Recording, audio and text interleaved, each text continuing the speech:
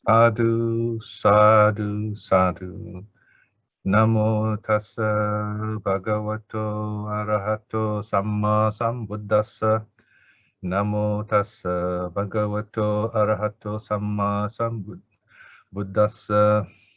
Namo tassa bhagavato arahato samma sambuddhassa.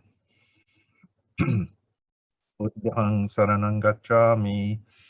Dhammang saranang gacchami, Sanghang saranang gacchami, Dutiyampi buddhang saranang gacchami, Dutiyampi dhammang saranang gacchami, Dutiyampi sanghang saranang gacchami, Tatiyampi buddhang saranang gacchami, Tatiyampi dhammang saranang gacchami, Tatiyampi sanghang saranang gacchami.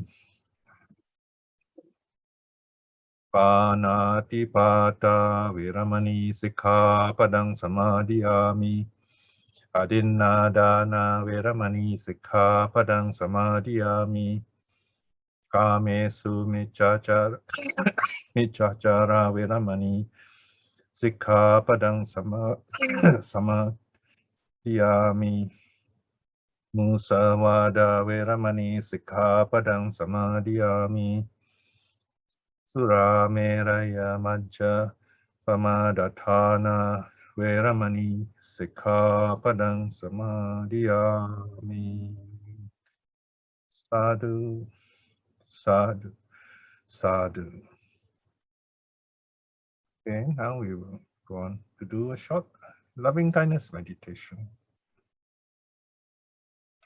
Since we are studying about spiritual friendship, loving kindness is the related practice. I'll be guiding you through the practice, do the talking so that you remember the steps. This is not exactly the practice. These are more instructions, but of course you can still get some peace by simply focusing. So remember the steps and adjust them according to your needs. Both the breath and the loving kindness practices are flexible. You start where you feel more peaceful and ready, and then sit as long as you need to, as long as you can. Don't worry about the time. It's not how long you sit. It's the fact that you can sit just for a while, be at peace, 5 minutes, and then increase the time naturally. And do it whenever you can, whenever you need to. So that is meditation, being at peace with yourself.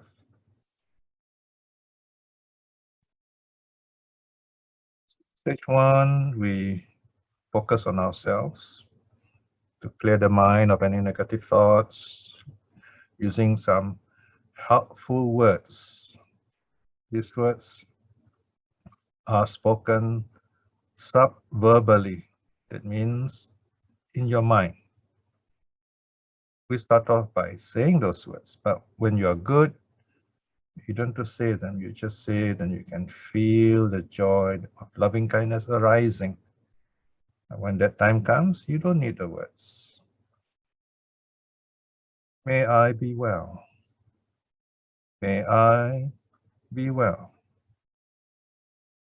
Say those words 2-3 times, instructing your mind, your heart to feel good. Feel it in your body and mind, the wellness, and smile.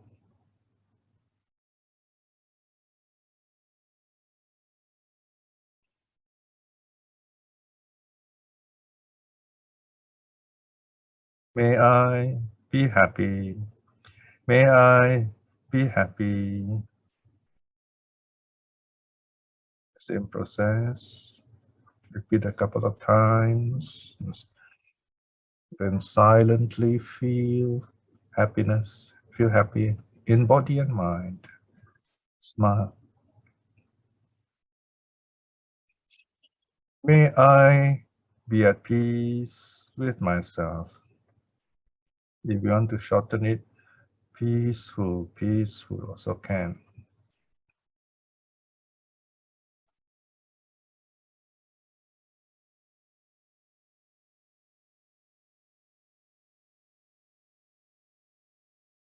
I accept myself just as I am. I accept myself just as I am. Smile.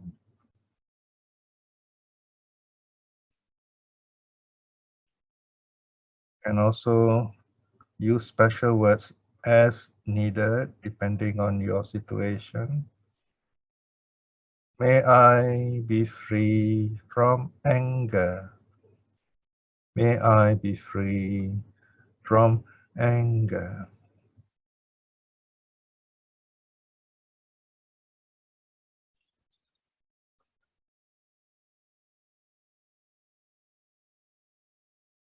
May I be free from fear. May I be free from fear. In your practice, you only need to choose one or two sentences that you like and repeat them. Anytime you can change them, of course. The idea of repeating them is to strengthen what the focus, the feeling. Just smiling pushes away distracting thoughts.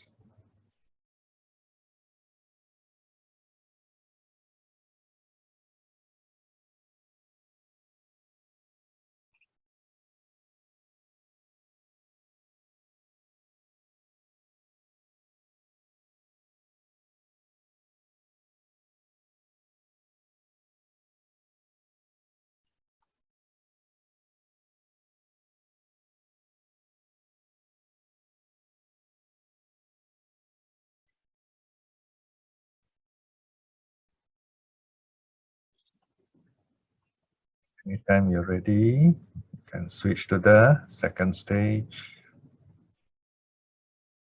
Direct your mind. Picture the your best friend, the kindest person that you know, someone still living, someone still alive, a relative, a friend, or a teacher. Picture this person in front of you or sitting beside you, smiling, and you're also smiling. Tell this person, may you be well. May you be well.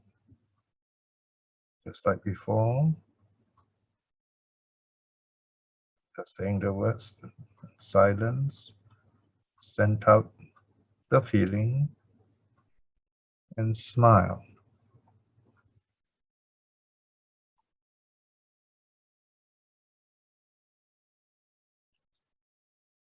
May you be happy. May you be happy.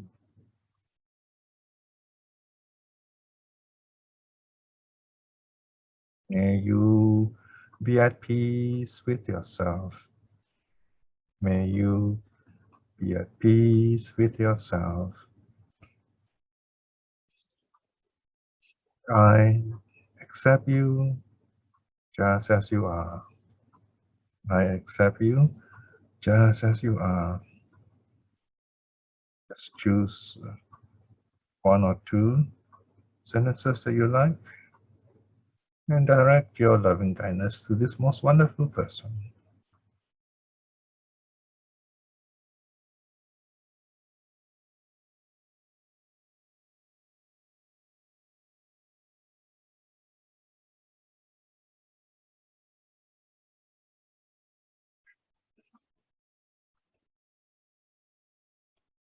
Now picture, visualize a beautiful white lotus flower in the center of your heart.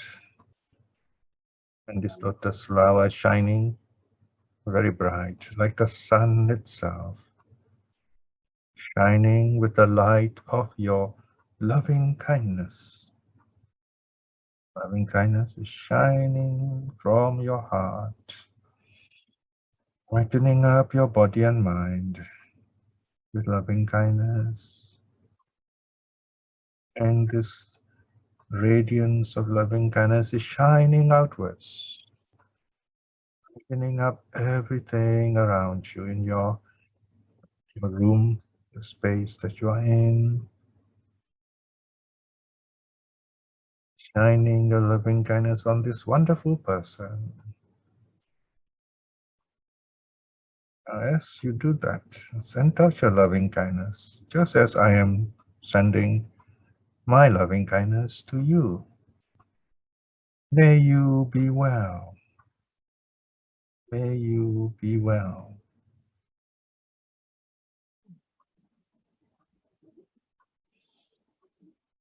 May you be happy. May you be happy.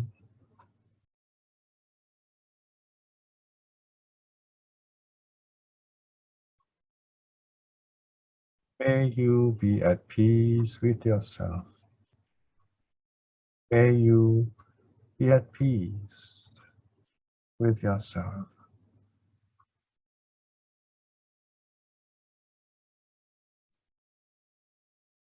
I accept you just as you are. I accept you just as you are.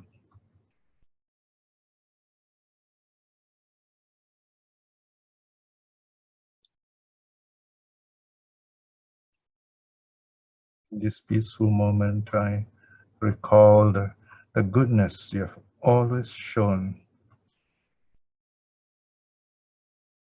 Recall the goodness that's inside you.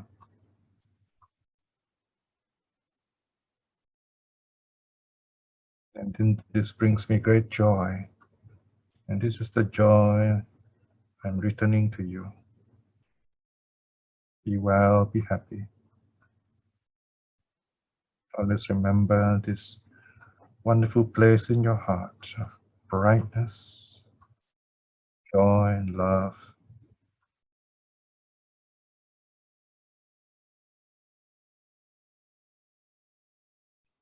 And now spread that wonderful loving kindness outwards to everyone nearby, in your house,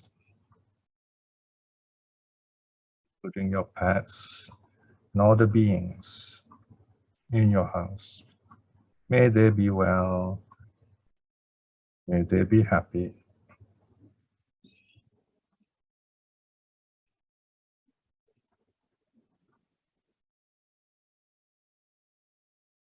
Gradually extend the brightness like the rising sun and brighten up a wider perimeter. The neighbors, other areas nearby, and the whole town, everyone in the town, in the village or city, be well and happy. And go on expanding like that as necessary. And think of some people that comes to mind, wishing them well and happy.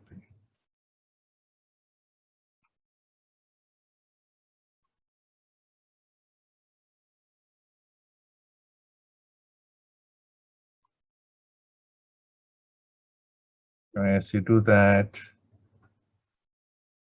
remember your loved ones, wishing them well and happy,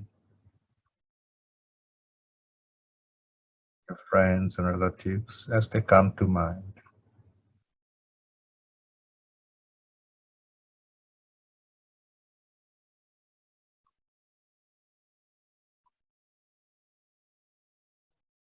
And smile.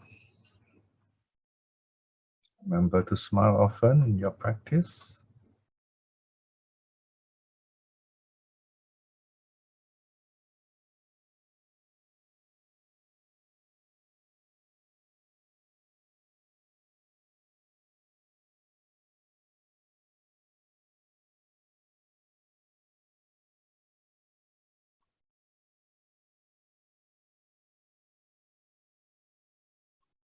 And if you like, you can send out your loving kindness to everyone. online on this Zoom meeting. Our good karmas brought us together in this very rare moment of happiness and joy. May you be well. May you be happy. May you be at peace with yourself.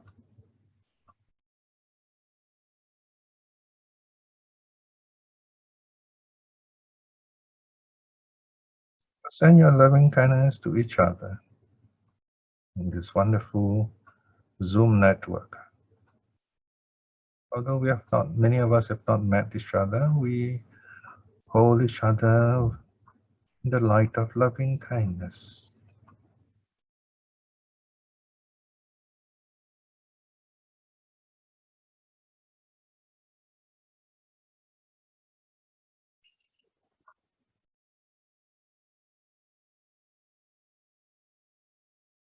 And now we come to the last and most important part of this meditation,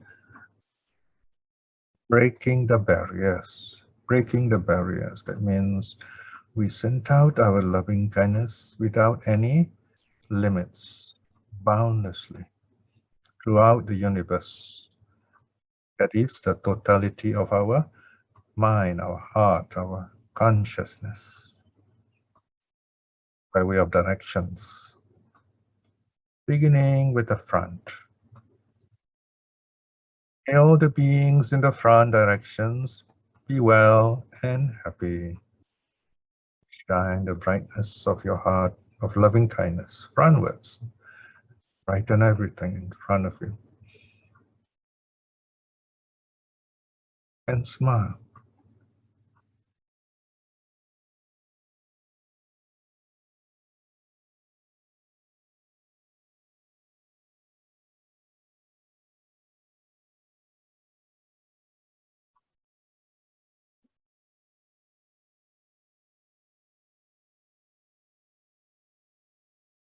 May all the beings in the directions to the right be well and happy.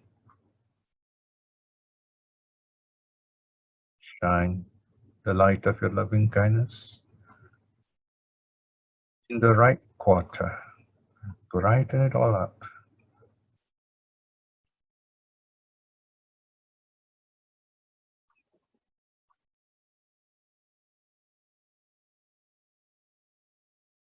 May all the beings in the directions at the back be well and happy.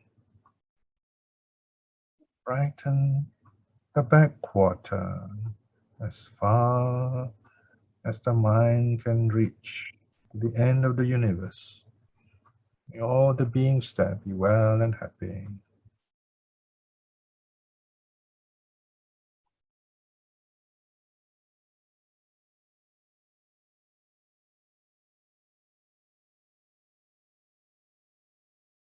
May all beings in the directions to the left be well and happy. Brighten up the directions on your left.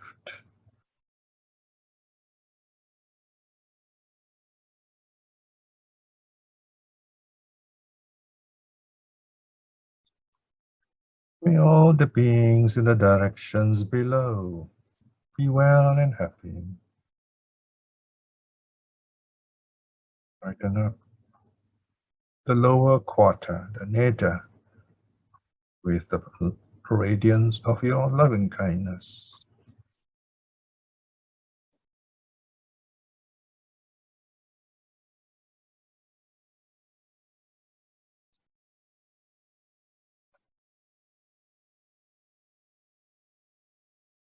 May all the beings in the directions above the zenith be well and happy. Brighten the upper quarter above you with your loving kindness. Smile.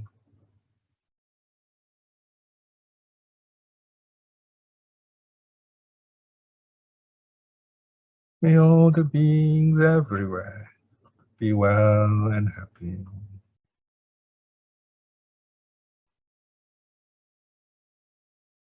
May I be well and happy.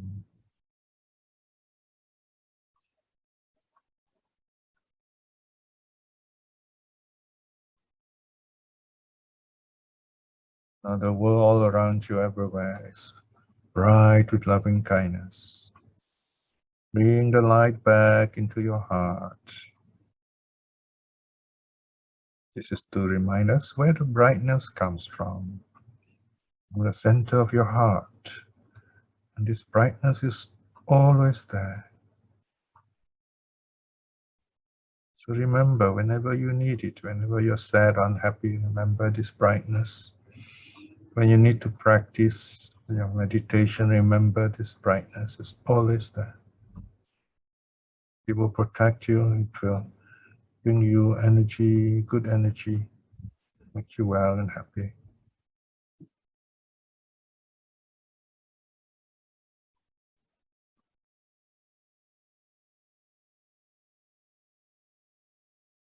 Now, please review your practice. Review your practice.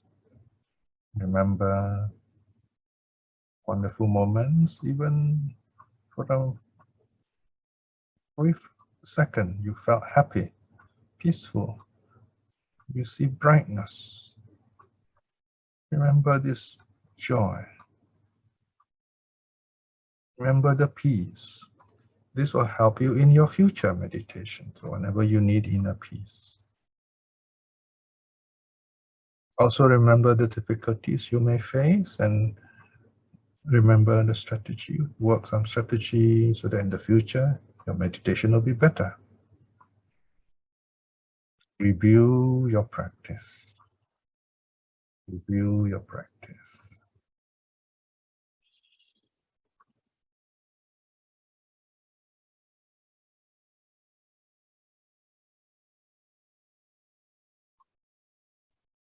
Now to close this meditation, you can gently open your eyes and just sit. This is the just sitting for a short while, back to this world, so to speak. We begin our meditation slowly, gently. We end it also slowly, gently.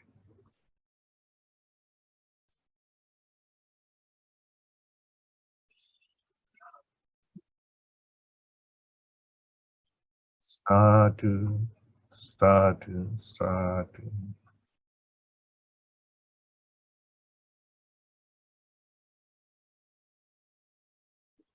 Okay, now we will begin with our study.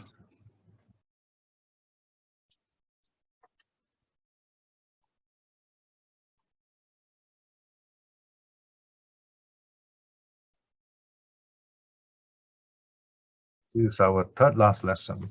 We've got two more to go. The last two lessons are on the Kalama Sutta.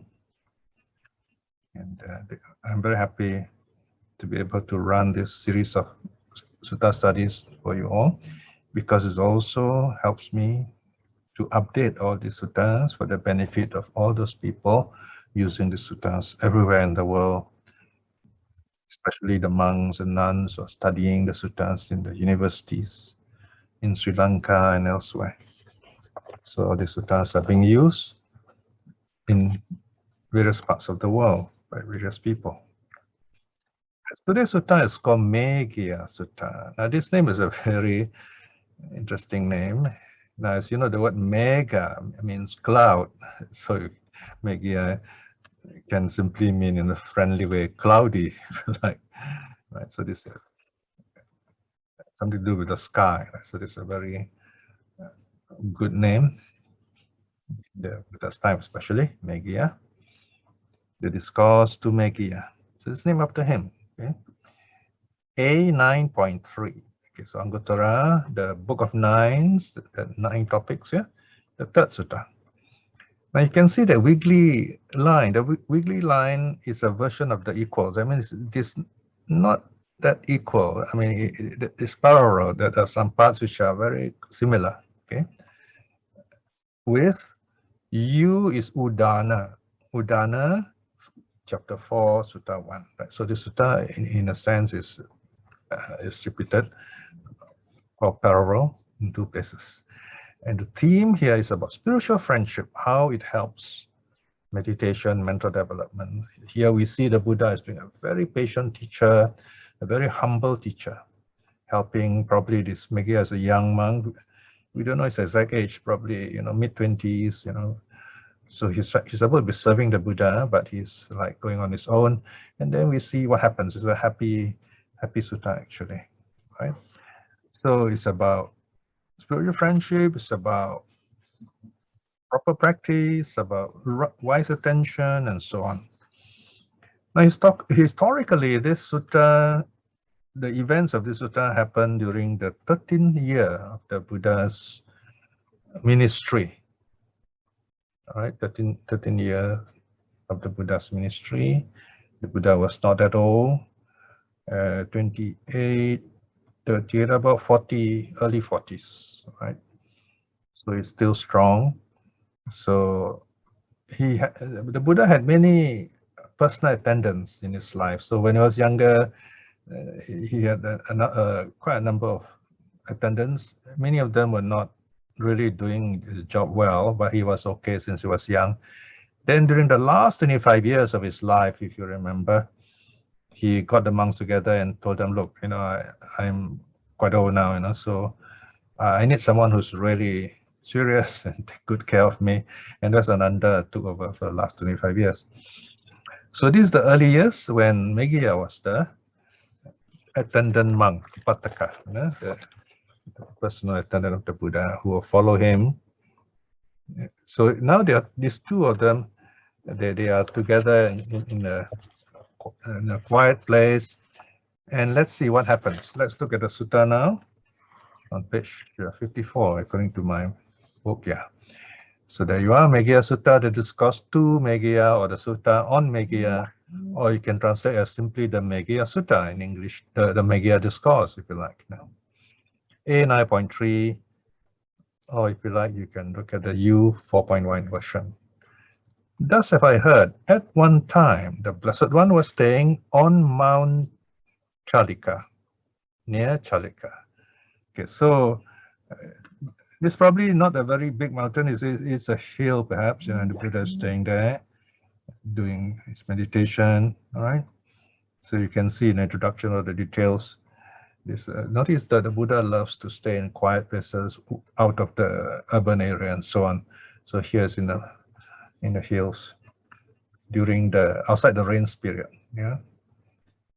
At that time, the Venerable Meghiya was the Blessed One's attendant.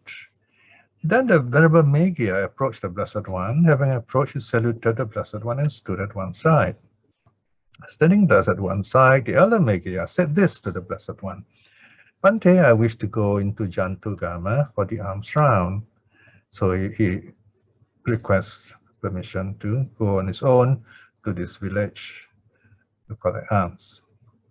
So the Buddha replies and says, please do what you think is now the time to do Meghiya, right? Now, apparently in this case, the Buddha is meditating. We're not told whether the Buddha went on alms round or not. But if that's the case, then we can surmise, we can guess that Meghiya collects the alms and then comes back and shares the alms with the Buddha. So here the Buddha said, go ahead, all right, go on your alms round. 2.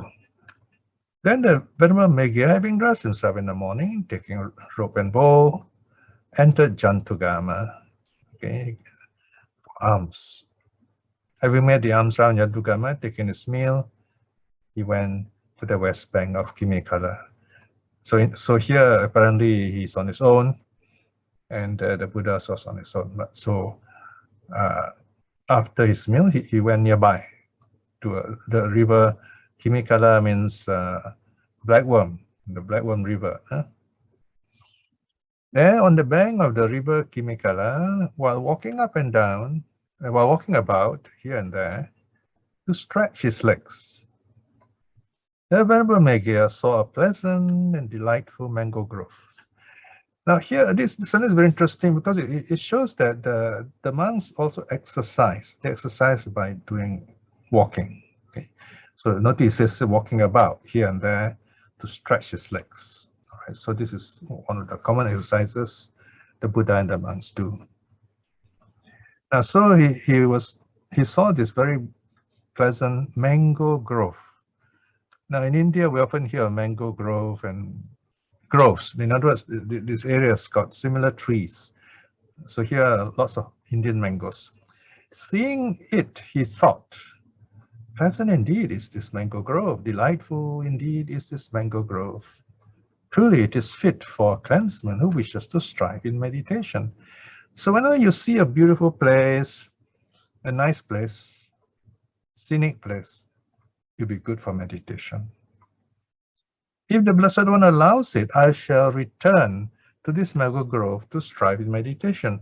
So he saw this place, but he has not really, done it yet because he has to take leave of the Buddha. All right, so let's go further down and see what happens then. So he goes back to the Buddha and he tells the Buddha about this. 3. Then the Venerable Meghiya approached the Blessed One. Having approached should be participle. Having approached, this number 3. The Blessed One, rather, he saluted him, saluted the Blessed One, sat down on one side, and then Siddhartha, the elder Meghiya, said to the Blessed One, says, Bhante. Then he relates whatever he has experienced. He has gone to this Kinikala, and he saw the mango grove. He says, oh, I saw this beautiful mango grove. And if the last line, if the Blessed One allows it, I shall return to this mango grove to strive for meditation. Okay, so this is a request. May I go to this mango grove to meditate? Now, remember, he's the Buddha's attendant. So if he goes to the mango grove, he'll be leaving the Buddha alone. And there are only 2 of them there at that time. Okay, let's look what happens next. Look at 3.2. 3.2, all right? But when this was said, the Blessed One said to the Venerable Meghiya, wait a while, Meghiya, we are now alone. We are now alone here. Wait a while until some other monk comes along, or until some other monk shows up. But then again, for the second time, the Venerable Meghiya said this to the Blessed One, but Bhante, for the Blessed One, there is nothing more that needs to be done. There's nothing more to add to what has been done. As for me, Bhante, there's more that needs to be done. I still have to add to what has been done. If the Blessed One permits me, I shall go to that mango grove and strive in meditation. Now, this is very interesting. If you know the suttas well, you see Meghiya is being a little smart, a little clever, argumentative, like a teenager, very clever with words, and speaking in such a way that elders, parents have no say, right? So he tells the Buddha, he says, there's nothing to do here, and whatever needs to be done is all done. And so, but he's talking about the Arahat, you see. So the Arahat, everything is done. So he's talking on 2 levels. He's talking about his duties to the Buddha, they're all done. And on a higher level, he's telling the Buddha, okay, you're awakened, you're enlightened, everything is done. But as for me, Bhante, there is more that needs to be done, right? So he's using the Buddha's own word, uttari, meaning more needs to be done. For us, it means to attain stream winning, and then from stream winning to go upwards and so on. So we know, of course, from this that Meghiya has not attained any stages yet. So he says, well, I need to practice and, improve myself. So I want to go to the mango grove and meditate. Right? So this is his request to the Buddha. Again, for the second time, the Buddha says, wait a while, Meghiya, we are alone now, wait until some other monk comes. So, but Meghiya insists, okay, let's go down and see what happens. So for the 3rd time, Meghiya still tells the Buddha, Bhante, there's nothing more that needs to be done here. Everything has been done, so I want to practice, you know. So once this happened the third time, what's interesting here is the Buddha would allow it. The Buddha knows that it's Meghiya serious, okay? So you are speaking of striving, Meghiya. What can I say, right? So notice here the Buddha's tone, right? It's a friendly way of teacher. You are speaking of striving, Meghiya. What can I say, right? Please do what you think is now the time to do, Meghiya. So finally the Buddha relents. Buddha says, okay, go ahead, all right? Now, you may be wondering, the Buddha earlier on already told Meghiya, said, don't go, you know, can you wait until another monk comes along? But Meghiya insists he wants to go. Now, what's going on here, you might wonder, right?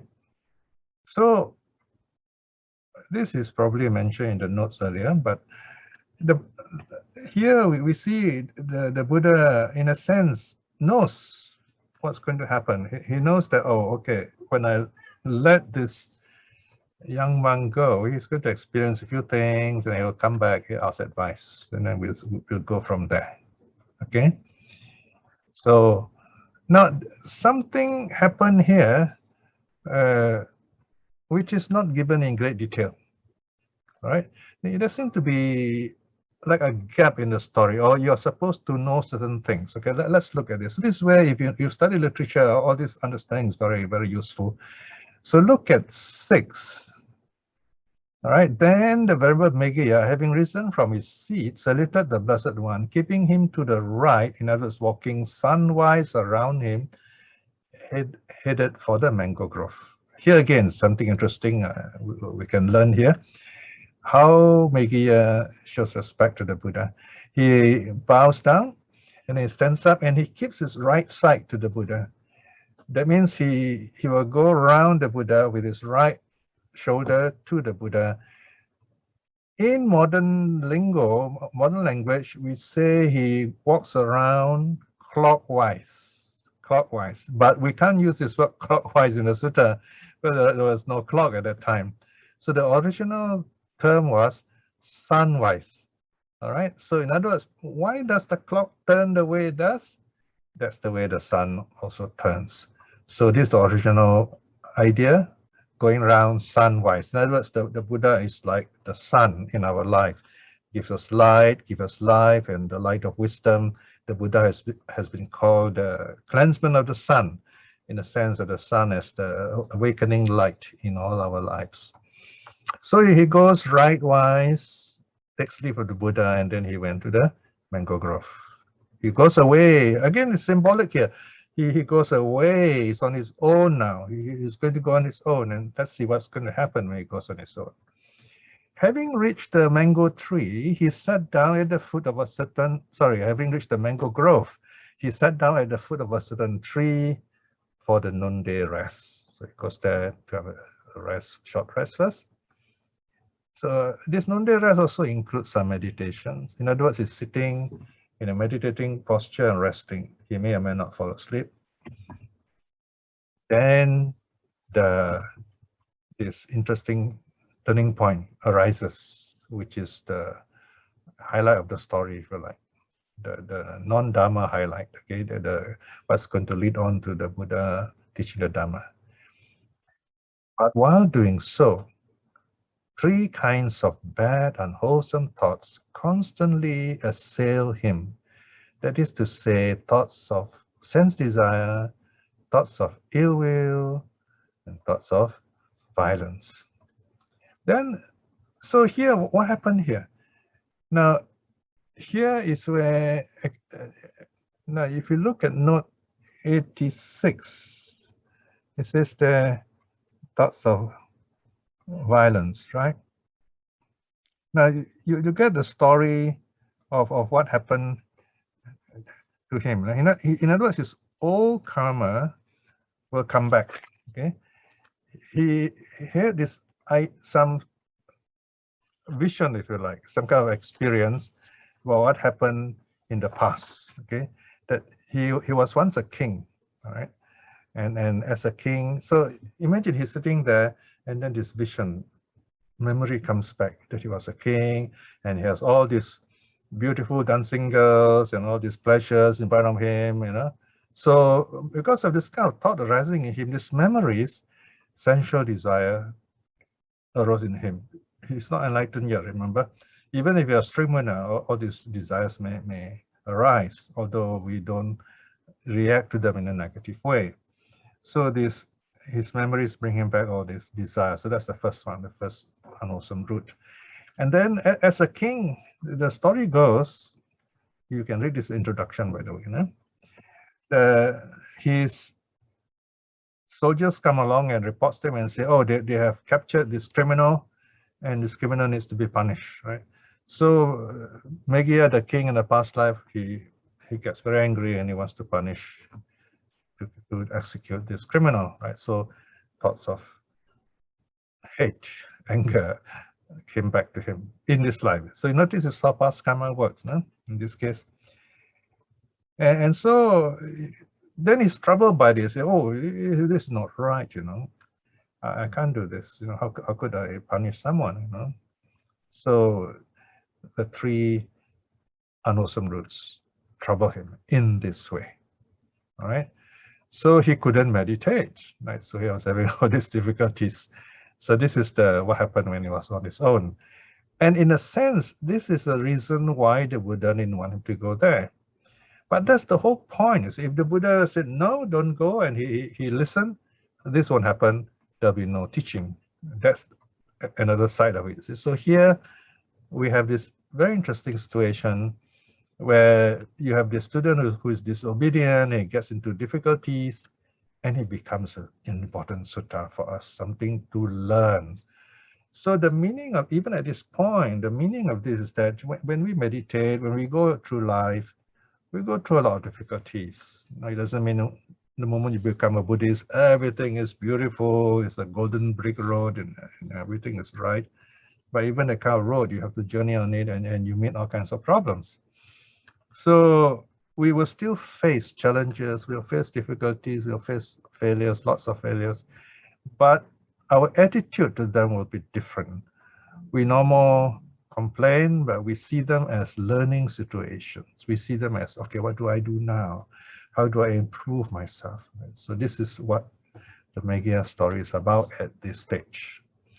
All right, now that Meghiya has gone on his own and he's facing all these difficulties, he can't solve it. He doesn't know how to solve it.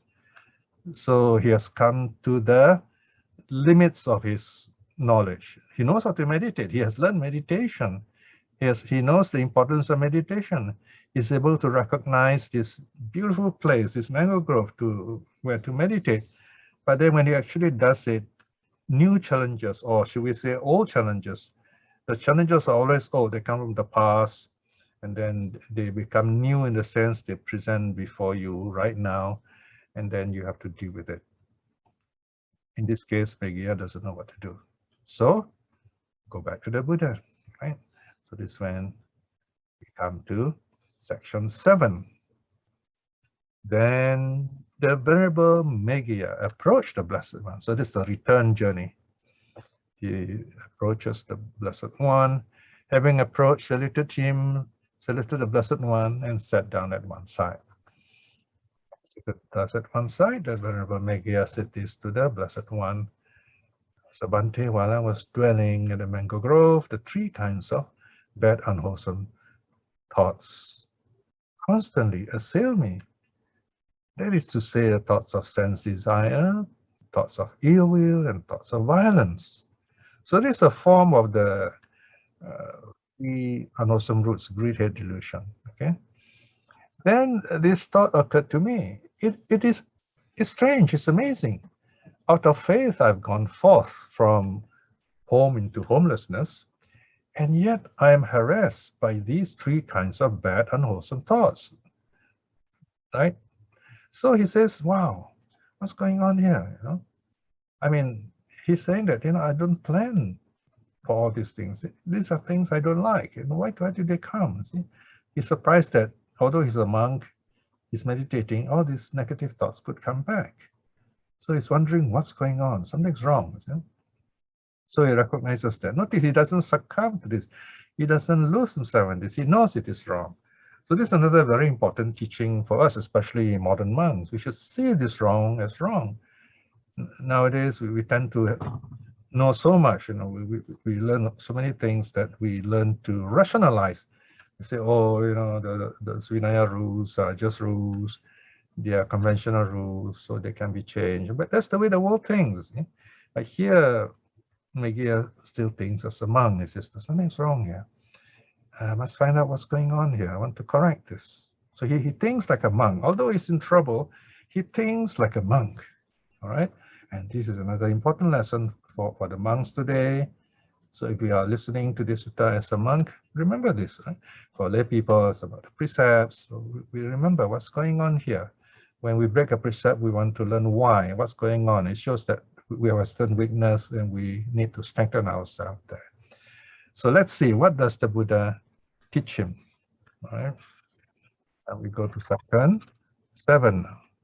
So now the Buddha starts his teaching. The actual teaching starts here. I've given a subheading, the 5 conditions conducive to spiritual maturity. Right? So the theme is about spiritual maturing. The Buddha starts off by telling Meghiya, these 5 conditions that bring, or there are these 5 conditions that bring full maturing of the freedom of mind of one who is not fully matured. What are the 5? So here, this wording is very interesting. I don't think I've seen this wording elsewhere. Full maturing of the mind that's not yet matured. We're talking about a young man here who's not really matured. And this is really interesting because you see, one of the things about growing old in the Dharma is you begin to connect all the dots, line up all the dots. You see old people, you know them since they were young, they were preschool, they were primary school, secondary school, and then you teach them in the universities, and then they've graduated. And some of them are very old now, some of them are very rich, and having children who are also very successful now. And you see them, some still good and wonderful, some they have changed, or rather they have not changed. They feel now they're important people, they're very rich, they're enjoying the good karma. So Buddhism becomes less important already because they want to be nice to people, they want to enjoy their wealth. So Buddhism is just a very shiny button on their coat with so many buttons. So they're not fully matured yet, in other words. This is one of the discoveries I noticed, and it's the right time to say it. We don't really mature. We may be old, but our minds are still those of adolescents. We want to please people. We don't follow principles. We are not really mature enough. So we may be growing old, but we are still adolescents. And it's the thing about Asian children raising it. Strangely, because of our ethics and philosophies, we are so family-centered that we prevent the child from growing, from maturing. It's so parent-centered, elder-centered. Okay, this is the traditional Asian style, In fact, sometimes the stage is so bad, some psychologists have come up with a term of something like some kind of emotional incest. In other words, as parents, we want our children to love and take care of us to the end, until we die. But the problem is we live long, and because of that, our children never learn to love other people, and they never grow. They do not know how to love. Right? So this is one issue. Okay. On the other extreme, you have in the West, the family idea is broken up. And children are independent as soon as they're teenagers. You go to secondary school, they become independent. So you have the other extreme, right? In other words, as Asians, even in a monastery, we learn to respect elders. We take care of themselves. But in the West, they don't. So you're on your own. And when you grow old, you can be very lonely, So many of these old, lonely people, when they heard about this respect that Asians show elders, They quietly come here, they become monks or whatever. And then in the moment you see someone wearing a robe and you see a white man wearing a robe, it's even more special. You tend to respect them. Of course, if they're good monks, that's fine. But sadly, you actually see many of them becoming monks as a retirement plan, and hoping that people will take care of them. See? So these are things which are not right, which needs to be corrected. It depends on the teacher, on the upajjhaya, and in many ways, on the lay people also. So if the lay people are mature, they speak mindfully, clearly, wisely, as learned leaders, then the monks will listen. We need more such people. We are letting all the talking to be done by the monks, and many of these monks are themselves quite DC-headed. They're not very sure what they want. They want their retreat center to be successful. They want lots of money, despite the fact that they're not supposed to touch money. So you need lay people to remind them of what they're supposed to actually do. And the good monks need to speak up. The good monks are silent mostly. When the good monks are silent, as the Chora Sutta says, then the thieves, will take over. The thieves in robes will take over, right? So here you are. We're not matured yet in that sense. You need this maturing that this sutta is talking about. And if you know something, you at the right time, when you're giving a talk, when you're teaching younger people, tell them all these ways we can be better as a Buddhist community. Don't be afraid to do that. Because if you don't, then we're only perpetuating the mistakes and weaknesses of others. So we are enslaved to the past. The foreign missions will still rule us to this day, and we are always stuck to the foreign culture. We don't have a culture of our local Buddhists. We're either Tibetans or Sinhalese or Burmese or Thai or Korean or Japanese, but we're not local people. Now, I'm not saying anything bad about these foreigners, but I'm saying that all these countries have rooted their Buddhism. So you got to root this Buddhism here, and then we meet them on the same level. So now we have Sutta Discovery. We started in Malacca, and then now it is in Singapore, but we are global now. So now we have all the races meeting together on the same level as followers of the Buddha. That is a wonderful thing to do. Right? We are not subjugated under any other race. Unfortunately, you find in local temples, there's often a race-based Buddhism, which something is really wrong here. We need to correct. Okay, so there's something to think about. Notice the sutta can be seen in many, many wonderful ways to improve the quality of our present life, just to reflect on these conditions that bring maturing, social maturing, personal maturing, spiritual maturing.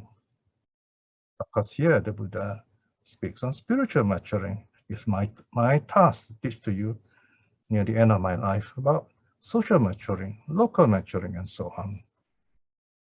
All right, so here we see these 5 conditions of spiritual maturity. All right. 7.2, 8 rather. The first one, here Meghiya, a monk is a spiritual friend, a good companion, good comrade. Now these 3 words they have the same meaning here. So the oral tradition, to make sure people are not paying attention, they will at least catch one word and they know what the Buddha is trying to say.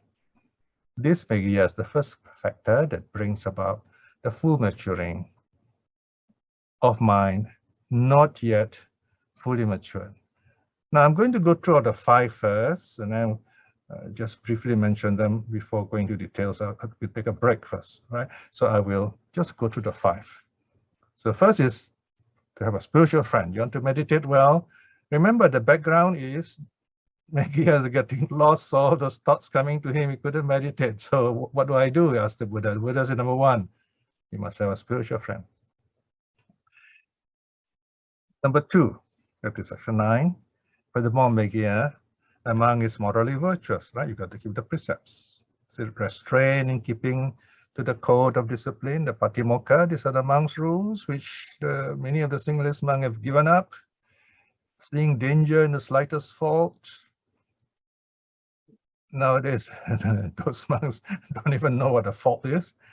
Having undertaken the training rules, he trains in them, right? So when you wear a robe, you have vowed to undertake the training rules. Otherwise, every day you are creating this bad karma of lying to yourself. So this is the second factor that brings about the full maturing of the freedom of mind, not yet fully matured. Now, next section 10, you have a list of good talks. No?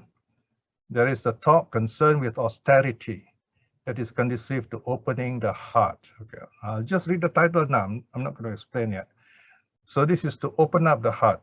Austerity to open up the heart. That is talk about desiring little, talk on contentment, talk on solitude, talk on not socializing, talk on exerting effort, talk on moral virtue, talk on mental cultivation, talk on wisdom, talk on freedom, talk of knowledge and vision of freedom. In fact, roughly this is similar to the Eightfold Path if you look at it. Yeah, Sila, Samadhi, Panya, and then awakening. So such talk as this he attains or gets to hear at will without difficulty, with no trouble. All right. Okay, let's see any more. 4 and 5, is it? Okay, so that's the third topic. Now, fourth training. Furthermore, Meghiya, among dwells exerting effort. So now you're going to practice, you initiate your energy in abandoning unwholesome states and promoting wholesome states. He is vigorous, steadfast in his striving, so he doesn't give up. Unrelentingly working on, or in other words, not laying down the burden regarding the wholesome states, cultivating non-greed, non-hate, non-delusion. So this is the fourth one. Number 5 is the actual practice, specific mention which both layman and monk can practice. We need to be wise. As Buddhists, we need to be wise. That's what the Buddha said, wise, the word wise. And he explains it. Wise means accomplish in the noble wisdom into the rise and fall of the aggregates. Now, we often hear of the vipassana in modern times, right? By definition, this is what is meant. Watching the rise and fall of things. One word, impermanence. Rise and fall of the aggregate. The aggregates are in all that we are. Form, feeling, perception, formation, consciousness. Right? So, which are noble. In other words, it brings you to the noble path. Penetrative, it brings you, frees you from suffering and leads to the complete destruction of suffering, then you awaken. So these are the 5. All right. Okay. So this is our syllabus. We are going to take 5 minutes break. Then I'll come back and go into detail on each of these 5 points. Okay. Thank you, Brother Piya. We'll take the 5 minutes break now. Continue, huh? Yes, let's continue. Now we see in the next section. Okay, let's look at the text again. Okay. Section 13. So you find all the 5 factors being repeated. This time is for the teaching. All right, section 13, benefits of spiritual friendship. So all these 5 things, actually this section is about the maturing, how spiritual friendship helps in spiritual maturing. So these 5 factors, Meghiya, bring about the full maturing of the freedom of mind, not yet fully matured. So what is the purpose of being a monk? The purpose of being a Buddhist, for that matter, is to free the mind so that it becomes mature. Remember, although we say fully matured, the adjective is mature. Mature means to become wise. If just matured only, it means to grow old, right? The monk will age. I mean, the mind will age. But here, the meaning is maturing, becoming wiser, growing wiser. So, and the mind must be freed. What is holding back our mind? Greed, hate, delusion. All right. In other words, we are caught up with many things in this world, holding us back. Now, the Buddha often says self-reliance, right? So in other words, you got to go back to the suttas. Oddly, it is not wrong to say the people who hold you back are your teachers, because our teachers are not awakened. I mean, they say very nice things, very good things, very interesting things, very important things, but they're not awakened. I'm not awakened, so you cannot follow me alone, you see. I'm just going along and pointing out the journey to you. So we got to go back to the suttas. If you rely on me or any teacher, especially a celebrity teacher, you are in serious trouble. Okay, so you got to go back to the suttas. First of all, you got to make sure it is the suttas that you're teaching. That is why I take a lot of trouble to make sure everything is correct, there are references, and then you can go back and see for yourself what the suttas are. That is an example of spiritual friendship. We guide others going along the same way as we are, and we say, look, this is what I found, and let us study this together, learn this together. So we are spiritual friend, a good companion, a good comrade. All right, so this is one way of putting it, right? Of course, technically speaking, a spiritual friend refers to a meditation teacher, someone who guides you in meditation, someone you can talk with when you have difficulties in your meditation, and also in your daily life, right? So the spiritual friend is someone you can turn to, you can trust to guide you in life. In the worldly sense, we call this person a life guide. This word, wow, is a really big word. It's as if someone else can actually guide you. Those people who are life guides usually themselves lost. They do not know what job to take up, so being a life guide is the best to guide others who are lost, because they know what being lost is about, right? But in Buddhism, we use the term spiritual friends, friend in the spirit. The spirit here is the Dharma. There is a whole paper in the SD series on spiritual friendship. So I'll just, it is quite a lot of topics here, so I'll stop here on spiritual friend. Now, so we start having a spiritual friend. Next thing is you got to practice for yourself. Number two, it can be expected that he will be morally virtuous. That means we train our body and speech. Our actions of body will not be violent, killing things, or doing the, what do you call, acting in the wrong way, right? And then the third one is practicing sexual misconduct and so on. So the first three precepts are practice here, okay, for lay people. And then for monks, they're restrained in the patimokkha, the rules of the monks, the rules of the nuns, seeing danger in the slightest fault. In other words, they won't break any rule, okay? And why? Because we have undertaken these rules ourselves. We just recited these rules. Imagine we've just recited the 5 precepts, and monks say they don't keep to the Vinaya. It's rather odd, isn't it? So this is something to think about, right? So moral virtue is very important. It keeps our body and speech in order, okay? So don't kill, don't lie, don't commit sexual misconduct, so that we don't have to worry about all these things. Have I done it right? Have I done it wrong? And then it disturbs your meditation.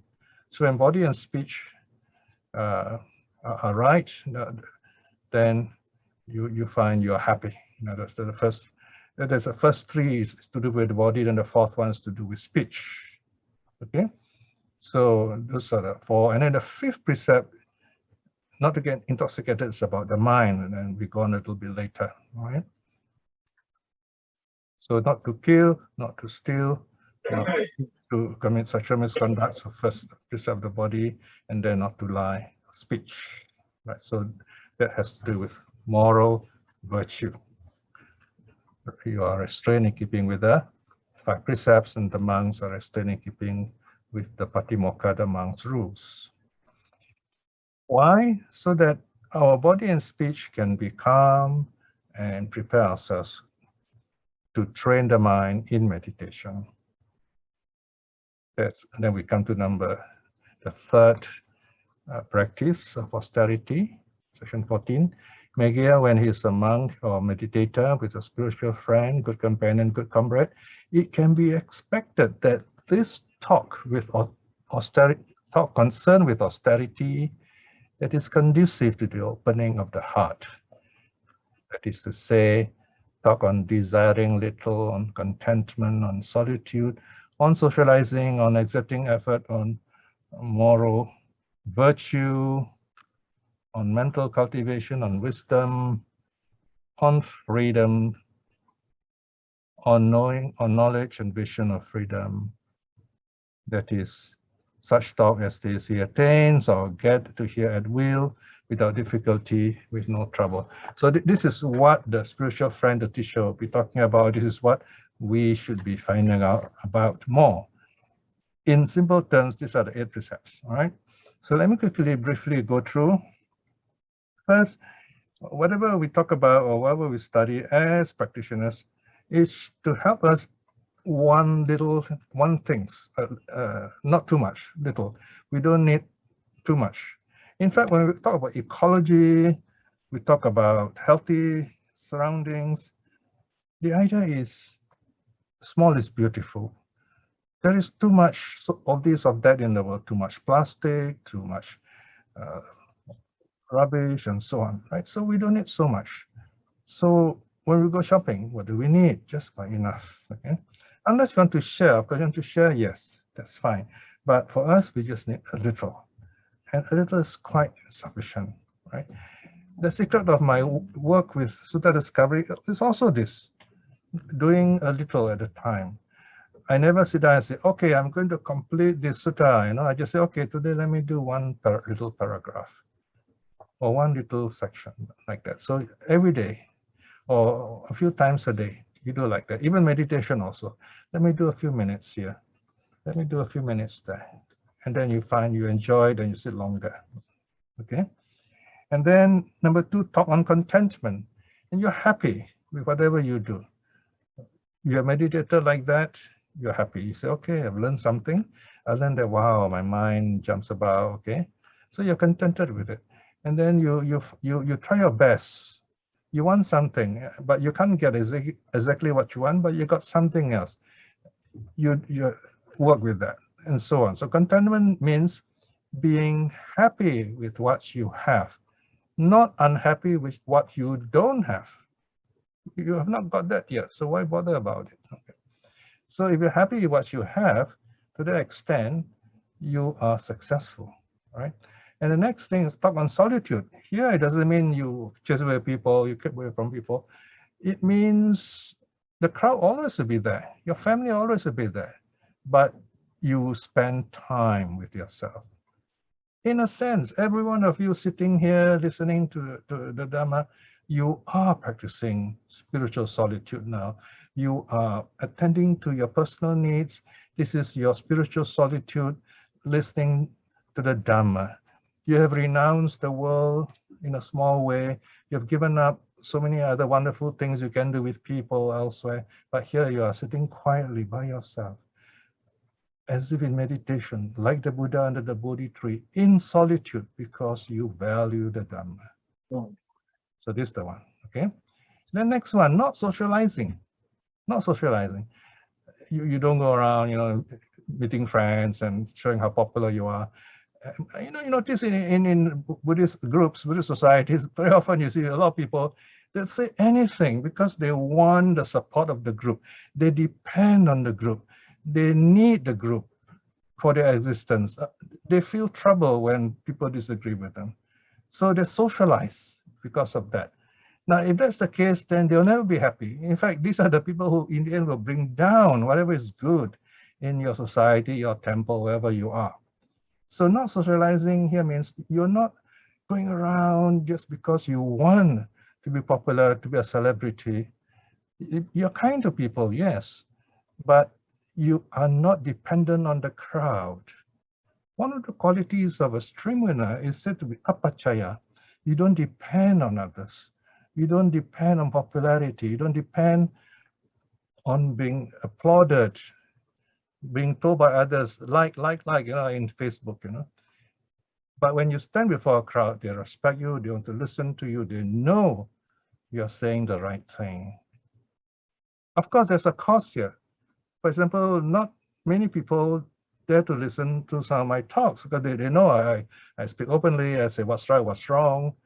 And as we grow older, we say there's no time to lie. There's no time to go around the bush. You got to tell what's going on to the world because time is running out. You want the world to know, hey, don't make the same mistakes in the past, right? So this is, we're talking about, we're not socializing here. We're educating the masses, the Buddhists, right? To do what?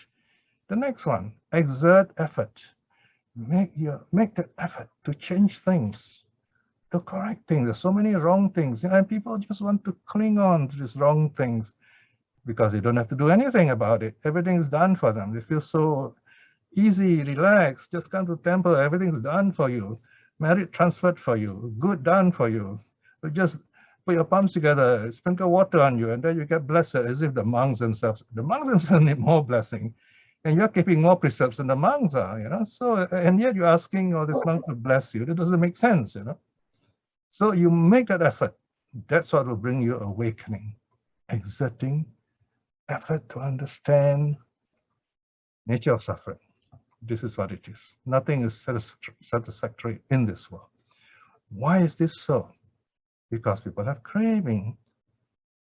What can we do about it? End this craving, see the truth, and then go on to do it. Exert the effort. Now, to make all this work, you yourself need to protect yourself with moral virtue. Your body and speech must have no wound. When you break the precept, there's a wound. When you kill, steal, sexual misconduct, there's a wound. When you lie, there's a wound. Then you're going to get hurt when there is poison comes in, all right? All the negativity, you get hurt. So moral virtue protects you from these wounds. Then the hand that has no wound can carry poison and will not be hurt, says the Dhammapada. So moral virtue protects us in this way to prepare us to train our mind. And that's the next one. Okay, we go further down, you see the next talk is on mental cultivation, and exactly this is what we're talking about. For you to cultivate your mind, you've got to keep the precepts well, then you find it's easier to focus, you find yourself at peace, you feel joyful, you feel so happy, you simply want to share this joy with others. And then you find this joy and peace gives you that space and readiness to understand rise and fall, impermanence. This is called wisdom, talk on wisdom. Wisdom means you see life as it is. You understand what to do, what not to do. You know a lot of things, but you know what to do about it. And this brings you a sense of freedom. You feel good and free, like this beautiful flower growing in the garden. You don't need any purpose for it. It's there, beautiful, enjoying itself as it were. The flower is free in that sense, but it passes away. And we know we will pass away, but we pass away freely. And when the time comes, we see this knowledge and vision of freedom. In other words, we look back and we say, oh yes, I have done my part in my practice. I understand what the Four Noble Truths are. I understand what impermanence are. And then you see yourself say, oh, I don't have this greed that I used to have before. I don't see this hate that I used to have before. I don't see this delusion that I used to have before. That's the vision of freedom. So you recognize your state. Of course, on the higher level, stream winning and so on, you go deeper into this. So these are the 10 things that we talk about as a spiritual friend, right? So such talk as this, he attends, gets to hear at will, without difficulty, with no trouble. So anytime he can talk like this, or the spiritual friend will talk to him in this way, not gossip, not talks about worldly things to be popular and so on. And then all this energize you, clear your mind, remove distractions, you're able to exert yourself. So this is the next one, number 4. So the monk here is the meditator. He has a spiritual friend, and because of that, he's able to exert effort. He's full of wonderful energy, happy energy to practice Dhamma. Meaning, third line, in abandoning unwholesome states, greed, hate, delusion, and promoting wholesome states, non-greed, non-hate, non-delusion. And he goes on, he's vigorous, full of energy, doing good, striving, meditating. He doesn't break the precept, and if the precept is broken, he finds out why, and then strengthens himself. And it goes on without giving up, unrelenting, working on the wholesome states. So the benefit of this is he becomes wise. That's number 5. Meghiya, when he's among with a spiritual friend, when you have a spiritual friend, you can be expected to be wise, right? And end up with the noble wisdom into rise and fall. You see the impermanence of the aggregates of things around you. If you remember from day one that we met in terms of Dhamma, I've always told you, reflect on impermanence, practice reflecting on impermanence, right? And this will bring you to the path, meaning it makes you noble. Penetrative, you'll break through into stream winning, and from there you go on to attain complete destruction of suffering. So there you are, rise and fall, reflecting on impermanence. That's our key practice. So easy, watching everything around you, rising, falling, impermanent. So this is the first part, all right? So the Buddha ends here, but here's something special for Meghiya. Let's go on a bit more. The 4 supporting meditations further down, yeah. Then Meghiya, when the monk is established in his 5 things, he should cultivate 4 more things. Here the Buddha is being specific. He's telling Meghiya what kind of meditation he should do. The meditation on foulness here refers to the impurities of the body, right? And because he's a young monk, so he needs to see his body as it is. Head hair, body hair, nail, teeth, skin. Those are the earth element in the body. See the body as it is. You need to wash the body every day. If not, it becomes smelly, and you have all filth oozing out from 9 openings of the body. So this is the kind of meditation that is for abandoning lust. Okay, there you are. Okay. Desire, okay, for the body, physical beauty. Then notice, having practiced foulness, we need to practice loving kindness so that we don't hate ourselves and hate the body. And this overcome ill will, negative thoughts, loving kindness. And of course, there's the famous breath meditation. Don't neglect that. Breath meditation helps us to cut off thoughts. In other words, we free our mind from thinking so that the mind can focus on itself, to be free, and then see things as they really are, which is the perception of impermanence. This is the 4th meditation. Should be cultivated for eliminating the I am conceit, right? Sometimes we study all this, we can get lost and say, oh, I am the one who knows all this. I'm teaching this. I'm clever. I'm wise. I'm famous. I have millions of followers, right? So and I'm rich and powerful, whatever. So you have this I am conceit, which is going to hold you down as a prisoner of samsara.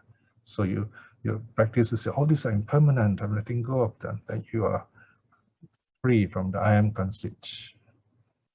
For one who perceives impermanence, Meghiya establishes the perception of non-self. Right? Notice, so when you understand impermanence, slowly you begin to understand non-self in due course.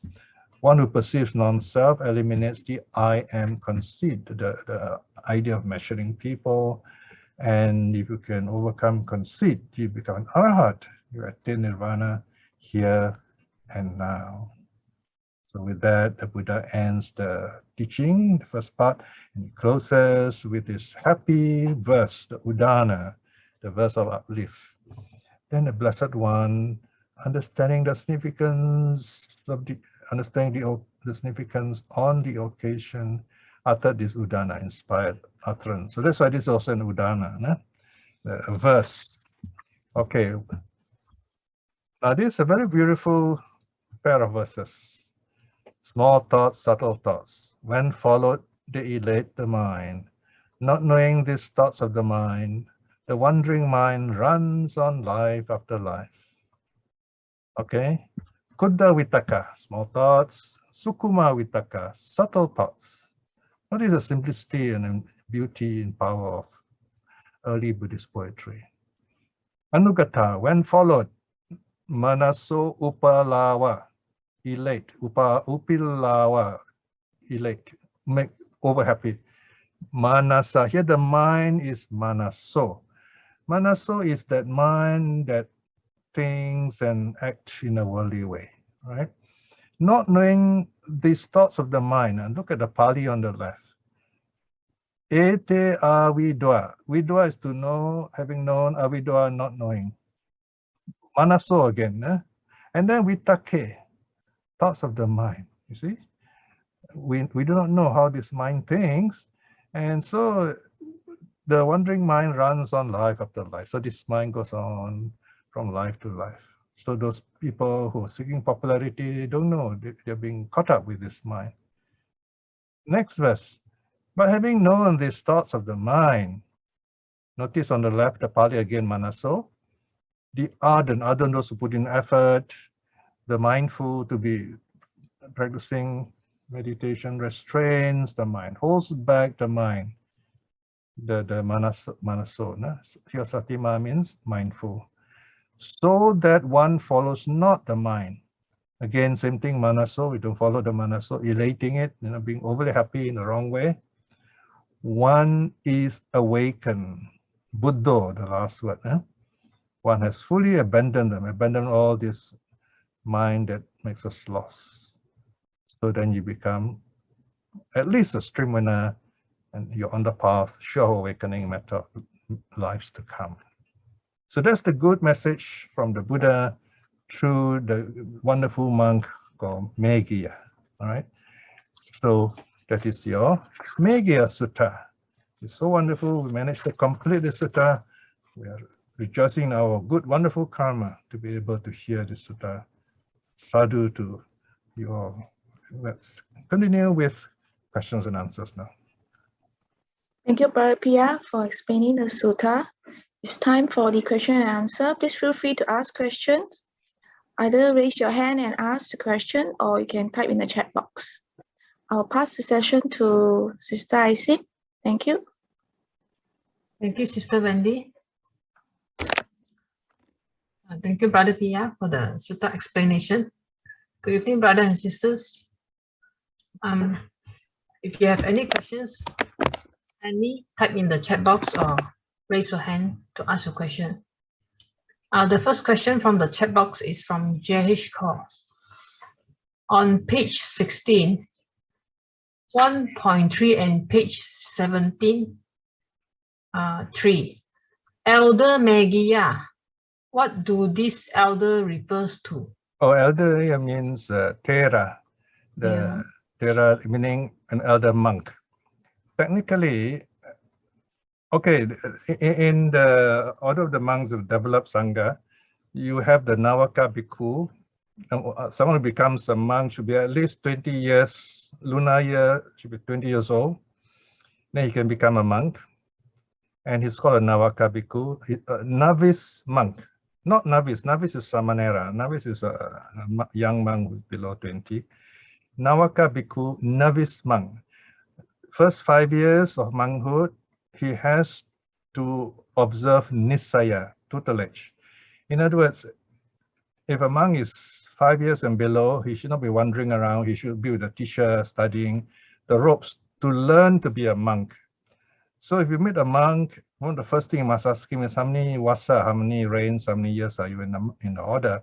If it's less than 5 years, you tell him directly, you should be with a teacher, you should not be wandering around, He may rationalize and say, oh, I'm very clever. My teacher say I don't have to observe Nisaya, I can do my own. Then he's lying.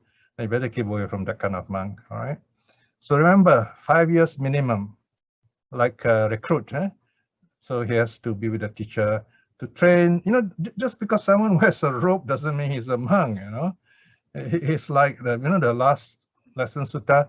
He's like a donkey following the cows and think, oh, I'm a cow, but it's not a cow yet. It's not a cow at all, it's a donkey. You see?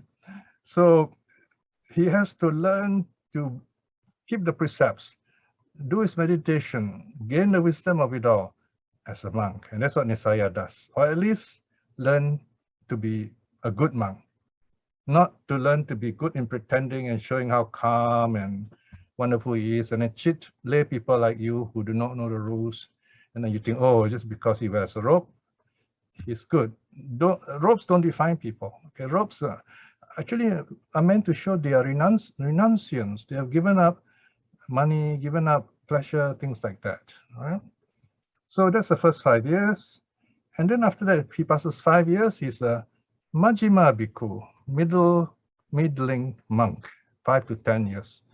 When he reaches 10 wasa, at the end of 10 wasa, Pawarana, then people will congratulate him and say, oh, you're a Thera now. Thera means stable, right? So that's the elder.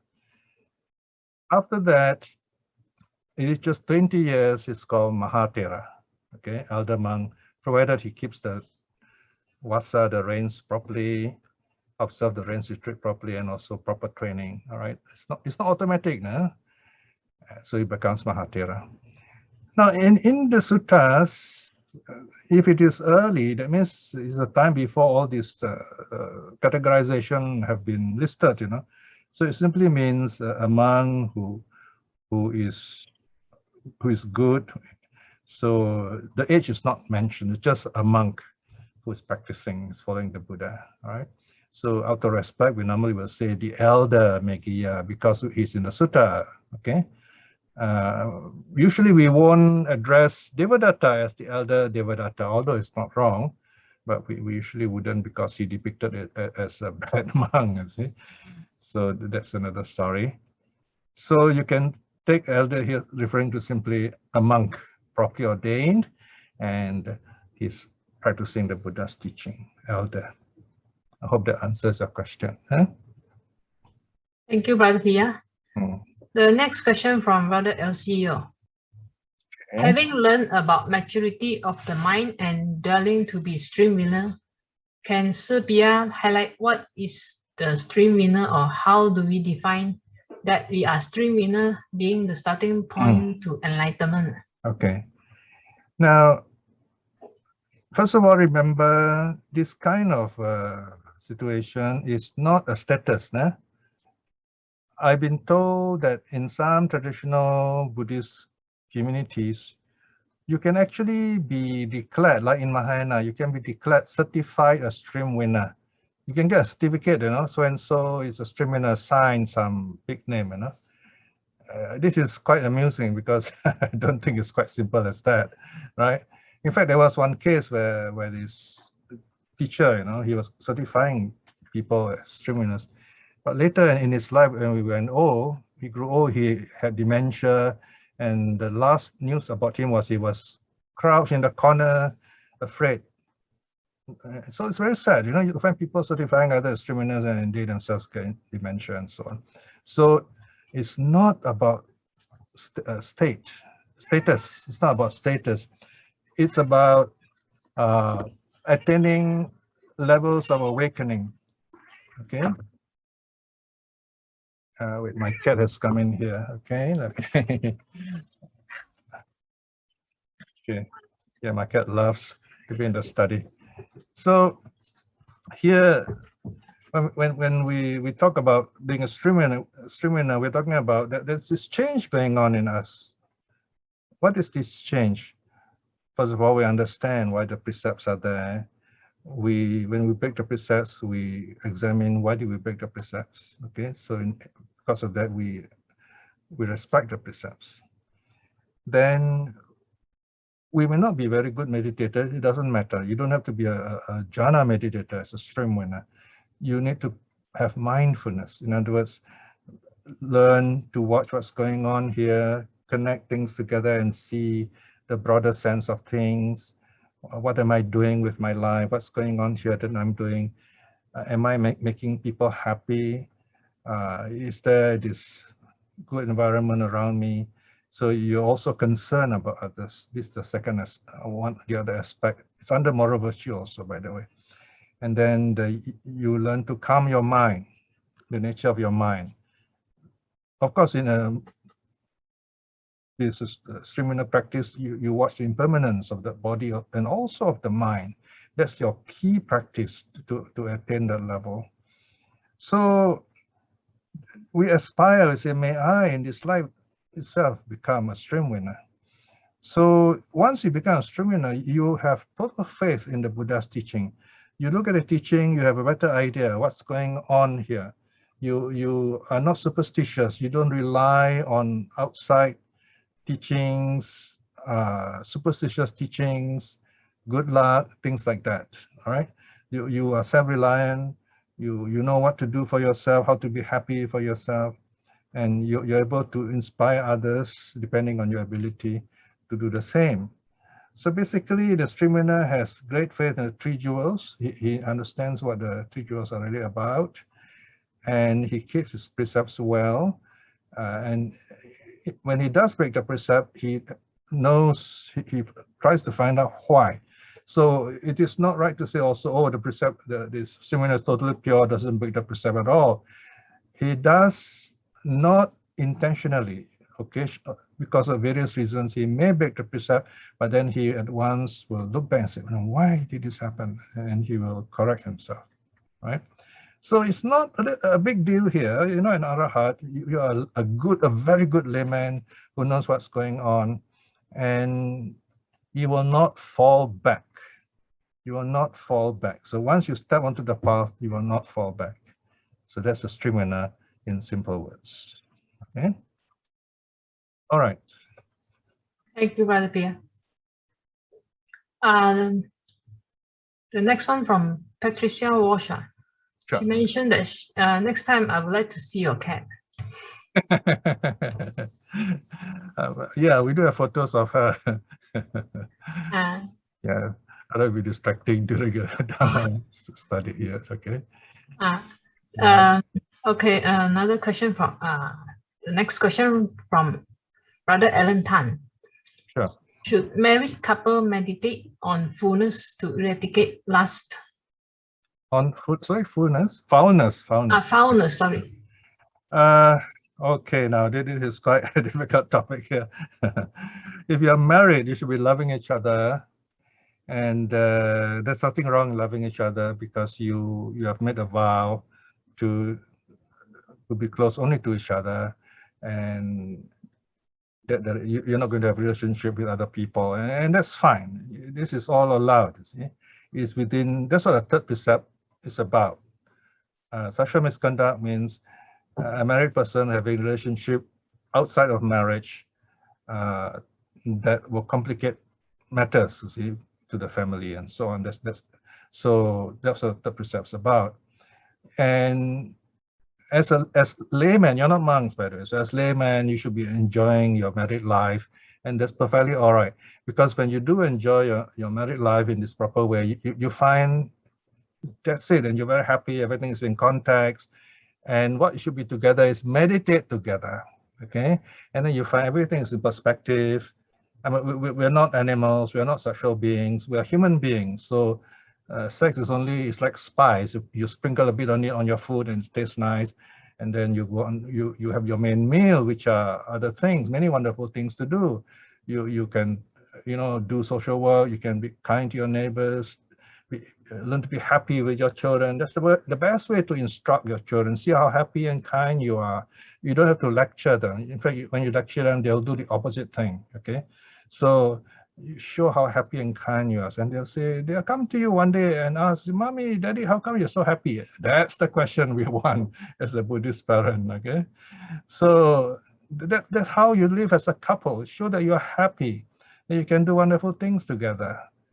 No, I mean, if I don't have Ratna helping me, it's very difficult for me to do my sutta work, for example, because this is, it's becoming a family thing. Even my son's getting involved, indexing the suttas, so we have this right livelihood project through Minding Center, and with your kind support, we keep things going. We don't go around even raising funds, because we know When you have faith, you give with faith.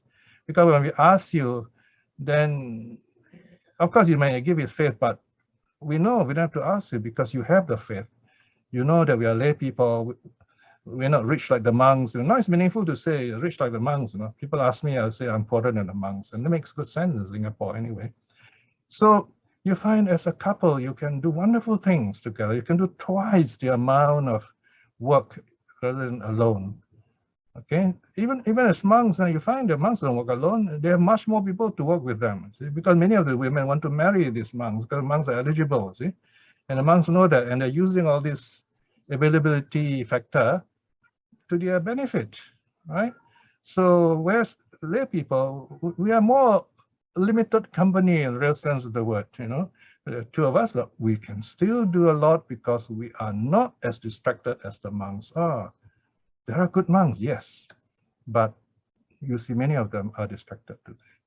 So you find you can work better as lay people if you are focused. Of course, this will change. When the next Buddha arrives, yes, wow, you have a Buddha, then you follow him. But the Buddha has given us this protection, in the Dharma. If anything bad happens to the Dharma, self-reliance, then we as lay people can still study the Dhamma. We are like children in a family with very dysfunctional parents. Those are the Sangha. They're dysfunctional, they're messing things up. But we, the children, we go on working diligently to understand the teaching. What our forefathers are teaching us, all the good things to do, what our ancestors are teaching us, all the right things to do. So that's what we are doing. We can do as a couple. You can do alone. So it's up to you, right? So as couple, live happily, have your children, love them, show them how loving you are, be happy, and it's wonderful to have good Buddhist children. Okay, so don't hate yourselves, don't hate the body in that sense. Yeah, of course, if you want to control last year, do the foulness, that helps. If you find there are lots of thoughts you can't control, only when the thoughts cannot be controlled, you use the foulness practice. Yeah, so it's a special strong medicine.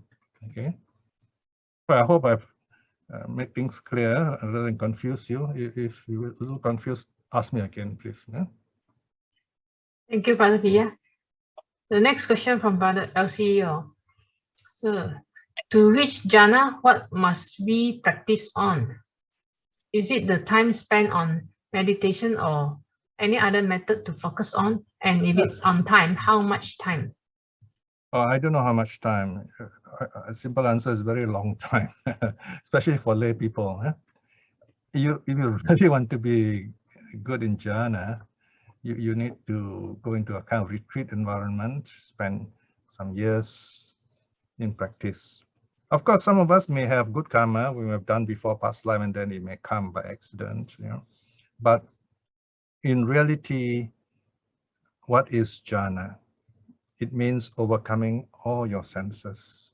The senses don't trouble you anymore. You're not distracted by eye, ear, nose, tongue, body, and the mind is calm. So you're free from the five senses, the five hindrances, and jhana arises. The mind's very calm and clear. Then you come out, you use the calm and clear mind. If you look into impermanence, it's clearer than other ways of looking at it. So in simple terms, that's jhana.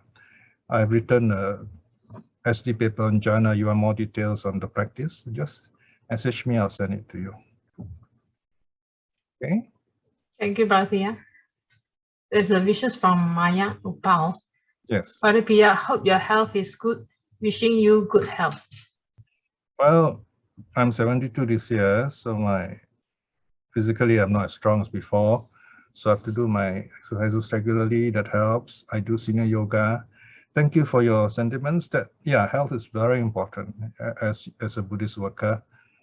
Arogya paramalabha, says the Buddha in the Dhammapada. Health is the highest gain, right? So especially for you all businessmen, money-minded people, no amount of money can help you if your health is not good. And then there are two kinds of health: physical health, mental health. You may think you are healthy physically, and then you can drink champagne, you break the precepts, and when we recite the 5 precepts, you come to the 5th precept, you get quiet. You're still breaking it, by the way, and it will come back to you. This karma will come back before your life ends. So don't think just because you're rich, you get away with it. It's get worse, in fact. So on the other hand, if you're rich, you use your wealth wisely. Wow, you'll be a great Buddhist. You can do so many wonderful things. Help the poor. Others who just need a few dollars more, and they'll be happy. They won't become thieves and bad guys and drug dealers. It's those suffering guys in society who go to jail or get hanged, and it's too late to help them. But here, if you're rich, you're really kind, you're a true Buddhist, you can prevent all this bad karma happening to all these people in small ways. Go and find out what kind of societies and groups that can help people. Sometimes just being kind to someone, you don't know the consequences of the simple kindness. So that's how being a Buddhist is about. It's just being simple with people, knowing them, and then seeing how they can help them, how you can be kind to them, in small ways. So maybe get together a few friends and then do something. You find that there are very wise rich people in the world who get together and they form a foundation, and all these scholars who are really good, they apply and then they get all this scholarship, and that's how scholarship succeeds, in the world. So think of something. Don't make the monks rich, please. You're sending them to hell for that. So the monks are meant for the layman. You can build temples for the monks, but you don't give the monks and nuns money. You yourself creating bad karma. Okay. So it's good to be rich. It's better to do kind work with your wealth, spread learning, spread wisdom, be kind to others with your good health, and your mental health is even more important. All right, so remember, in Buddhism, we talk about mental health. Arogya Paramalabha refers to mental health also. Because anytime as we grow old, if you don't use your mind, you end up with dementia. You won't even know what's going on around you. And all the money won't be yours anyway, right? So keep your mind healthy too, please. All right, let's go on. Thank you, Brother Piya. Next question from Patricia Walsh. When you pay respect to Buddha, Dhamma, and Sangha, what picture can I keep in mind when I think about Sangha? You read some of the stories of those monks in the past, and you can picture those monks, think of them at least in name, as your favorite Arahat, Another way is there are some good monks who have passed away. I wouldn't recommend living monks because their story is not ended. We don't know what will happen. Don't use celebrity monks. Those are the last people you want to think of. So those good monks who have passed away, at least we know, we have this idea of goodness. Even though you're wrong, it doesn't matter here because your idea is good. All right. So you can picture some of these happy, good monks, in the past, remembering them in a good way, and you reflect that. Okay. So yeah, it's good to do the 3 jewel reflection if you can. All right, go on, please. Thank you, Brother Piya. The next question from Brother LCO. With reference to the questions from Ellen just now about eradicating lust for a married couple, is it necessary to focus on removing lust to reach stream winner, or should lay Buddhists focus on other learning? Okay, stream winner and once returners for lay people. In other words, you basically overcome wrong view, especially about the self, but lust is still there. So you can still be married, run businesses, do social work, but as long as you don't go overboard. In fact, as a stream winner, you'll be a really wonderful lay person. All right.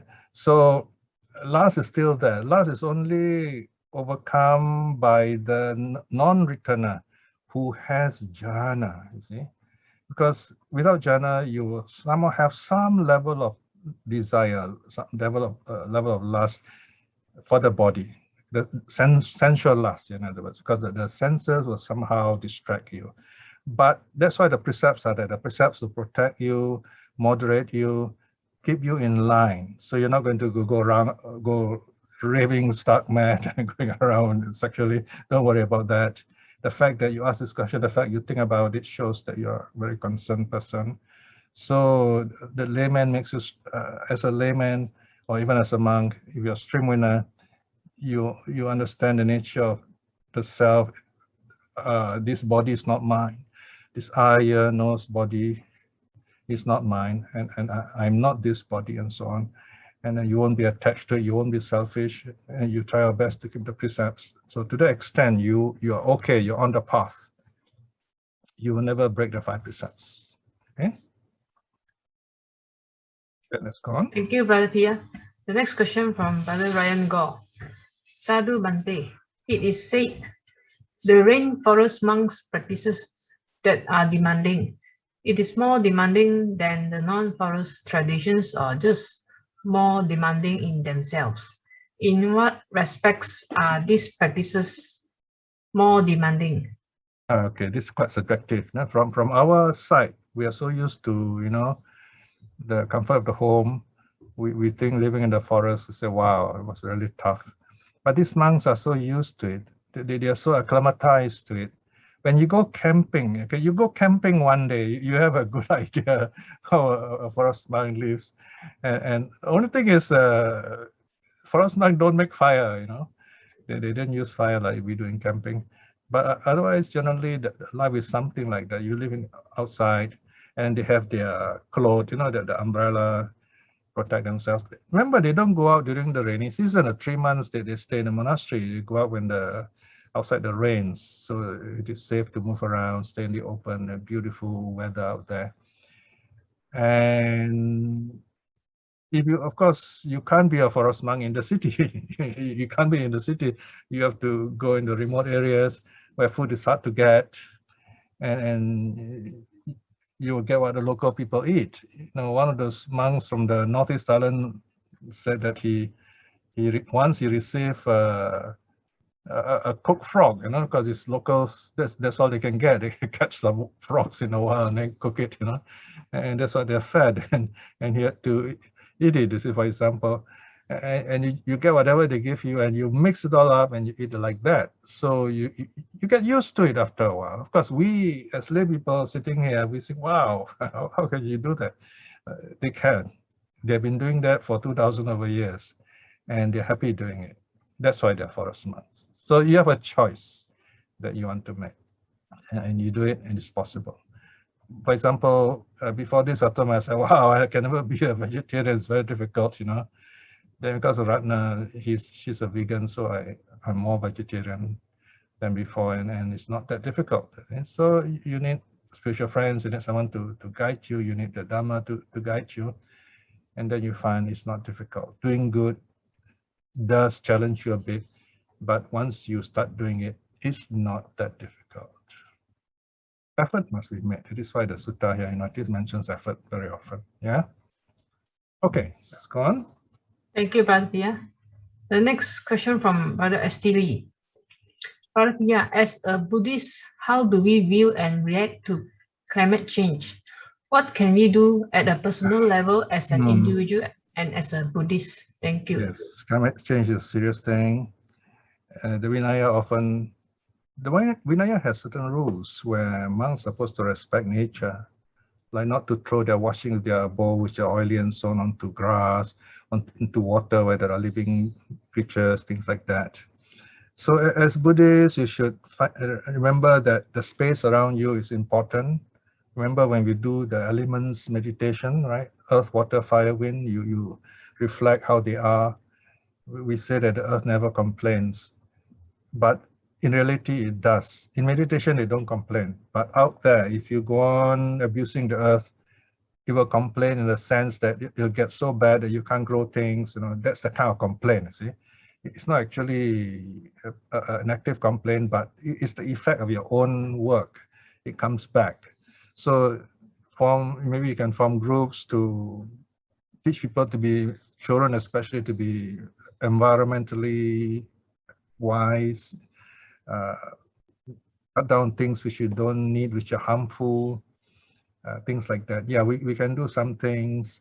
by making people more aware what it means to, make sure that this climate doesn't go the wrong way for us. I know among Analayo who has written some sutta paper on climate change also. You might read something about him. You just Google Analayo climate change. You find something there. Yeah. So I'm happy to hear you mention that, because it's a big thing, So the leaders have to lead us there, but we can do in our part here in this way, educating the people we know on how to respect the climate, the environment around us, and how we live with energy. Okay. Okay. Any other? No, please. Thank you, Brother Piya. The next question from JH Call. Yes. What are the similarities and difference between forest monks and those monks who practices Dhutanga? Thank you. Dhutanga is a form of strict forest practice. There are 13 rules. I don't remember exactly all the 13 practices, but they decide upon themselves. They can select one or more of these Dhutanga rules. For example, they can say, okay, I'm going to follow the rule of eating only 1 meal a day. Okay, this is very well known, 1 meal a day. So they take 1 meal anytime from dawn, meaning when you put out the hand in the open air, normal light, you can see the lines on your hand. That's dawn.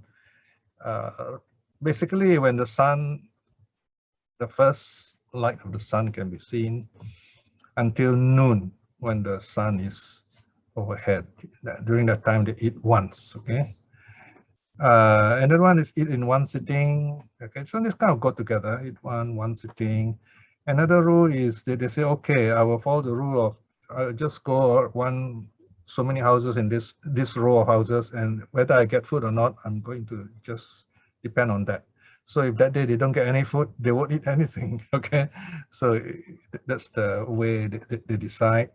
And then they wear 3 robes. I'm only going to wear 3 robes. I'm not going to have any extra robes. So this is very common, just because more robes would be very burden to carry.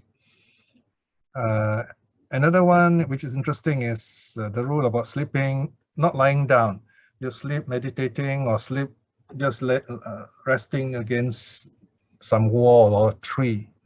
Or they have this board, very interesting. Let people make a resting board for the monks.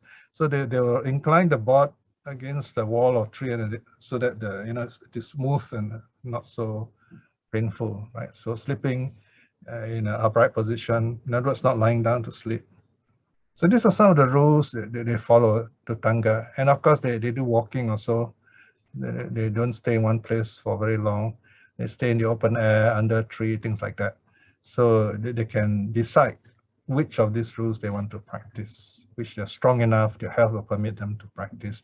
The idea of keeping to all these rules is to cut down the need and dependence on things, cut down desire for material things. Yeah, so it's a choice you make according to your ability and wisdom.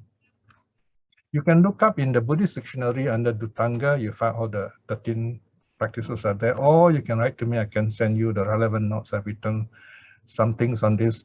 There is a sutta called the Bakula Sutta, where the 13 practices are given in detail. It's found in the Sutta Discovery. Okay. Thank you, Brother Piya.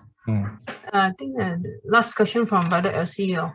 Sure. In trying to reach maturing of the mind, I myself still face problem about reacting to things I see not right and wanted to correct it. And due to persistent repetition of the wrong thing, I tend to get agitated and I try to suppress it with all the Buddhist study, but I feel suppressing is not good. I'm trying to find a way to eradicate it, but failed many times and can only try to suppress. Can Sir Piya teach any method to eradicate the above? Okay. Well, remember, the fact that you are saying all this, that is your practice already. Start there, okay? And you'll be surprised as you go on doing this, you find some things will change. So give yourself time and then look back repeatedly. In fact, if you quietly sit quiet moment, you look back, you can notice a certain thing, say like 1 year ago, 5 years ago, you find things are better now. So work along that kind of self-assurance, okay? Don't always look at your failure and say, oh no, whatever I do, it won't work, you know? All right, so there's always some level of progress, if not for others, in yourself. And that's the most important thing, because whatever it is in others, you cannot really change them. But your task is to change yourself. Yes, you're a businessman, you have a lot of people in front of you, and you are, in a sense, connected with them, and you can do something for them. That's true. So use your wisdom, by your example, and then see what can be done. All right.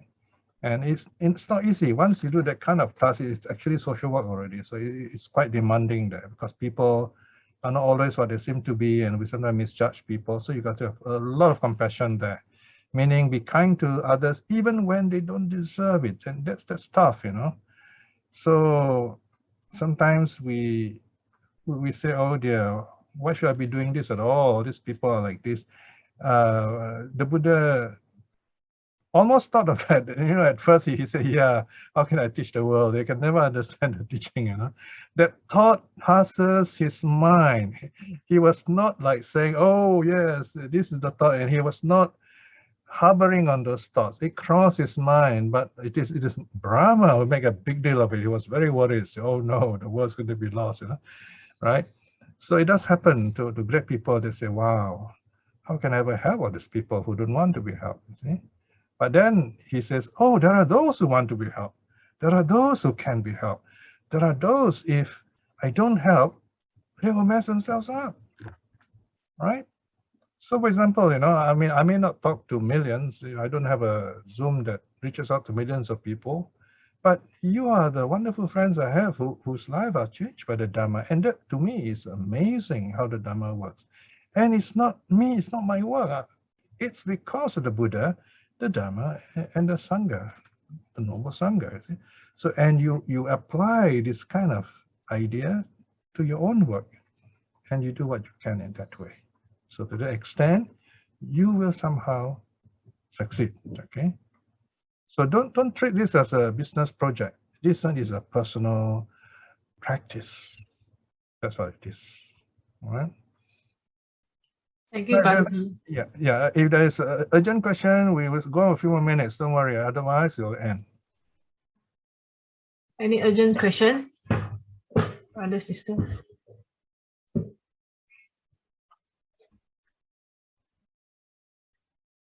So remember, we have 2 more sessions to go.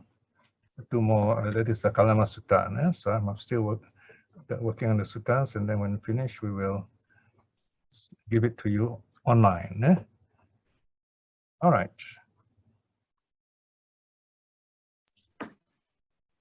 So, yes, if no questions, shall we end here? Yes. Thank you, Sister Isim. Thank you, everyone, for your questions. We will end with closing. Right. So once again, let us spend a quiet moment together. This wonderful company of so many good people here who really love the Buddha, Dharma, and Sangha.